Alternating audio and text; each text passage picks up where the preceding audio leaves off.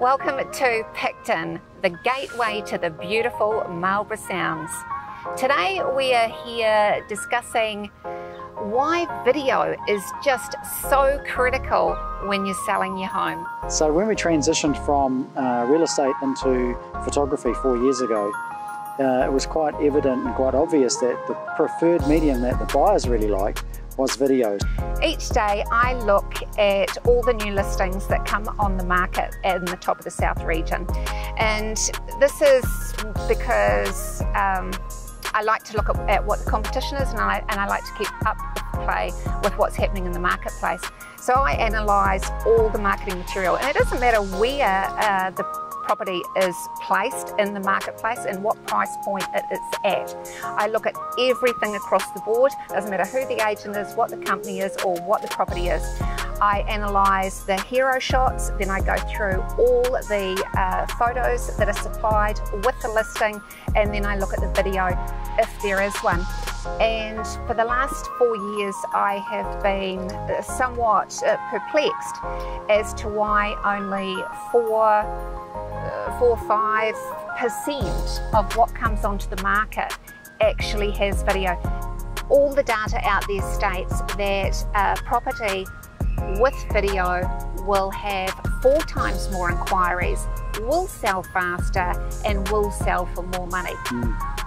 I know I'd want that. It's a no-brainer. Video is really incredible about how it captures people's emotion. I had a conversation with the buyer of currently the most expensive house sale in Nelson to date, and he said when he saw, I was so chuffed about this, when he saw our video for the property, he'd made up his mind there and then to jump on a plane from Canada to come and buy that property, and he's extremely happy where he is. Yeah, he loves it. Yeah. So one of the things that we've found with our vendors or the homeowners is when we turn up there's a lot of emotion in their house. They've lived in it for a long time. It may have been their grandparents or their parents. They may have built it, or they've done some extensive renovations, and a lot of them really love what they've sunken into that house, and they want at the end of it something that lasts a bit longer than that 5 weeks for the selling process.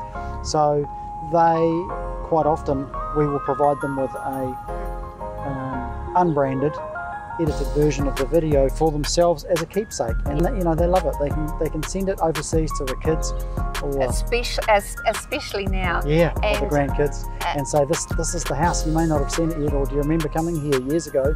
Well, we've made some changes, but we've sold it. So I mean, that's really neat. It gives them a bit of an heirloom for the family, a bit of a keepsake, and it's cool. Yeah, and for generations to come, they can see what Granddad and Grandma actually built, and what their visions were, and what type of people they were. You know, exactly. It's a phenomenal resource. Video is just such a powerful resource.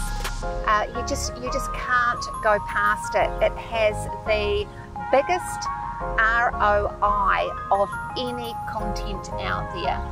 So spend the money, spend what you can. I'll give you I'll try and make this little story as quick as I possibly can. In the 1990s, the highest price paid for a residential property in Sydney was $15 million. Can you imagine? It would have been outrageous then. The advertising spend was $70-something thousand. Now, you could have bought a house in 1990s for that. The marketing went worldwide for this property, and it succeeded because it was the highest price paid for a significant amount of time. But the thing about it, the clincher about it is a neighbour bought it. Yeah. Now, some people might say, what a waste of money, $76,000, when the vendor could have just mentioned it over the fence to the neighbour down the road it was. Yeah. And they could have had a sale and saved themselves $76,000. But that's not the case. It's about making sure that you've not left any money on the table the way to look at it is that you guaranteed the best result that you could get in the marketplace at that time. And the only way you're going to do that is if you explore all avenues and cover every base that you have available to you. Yeah. And it's not like it was 5 or 10 years ago where it used to cost you an arm and a leg in marketing.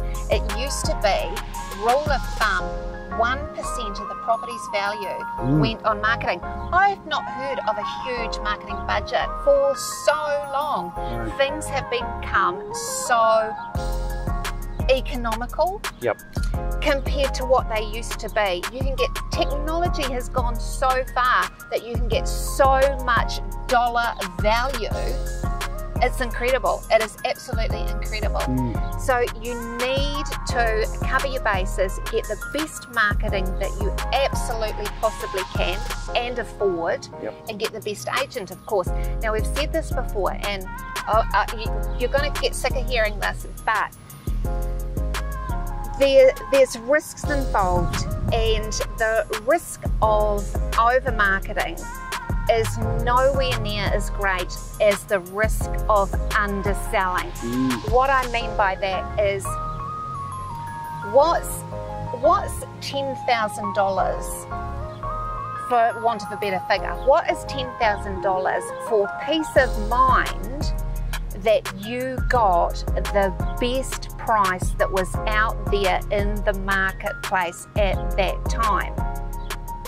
There would be nothing worse than thinking there was $50,000 or the guy down the road or the guy overseas didn't see it and he could have paid more.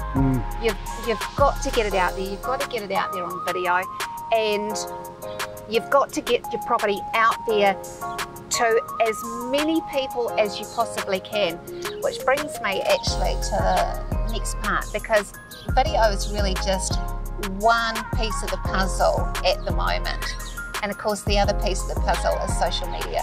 So just if I was a vendor, now if I was a vendor at the moment and I was interviewing agents to sell my property, I would be asking the question, what about video and what about social marketing?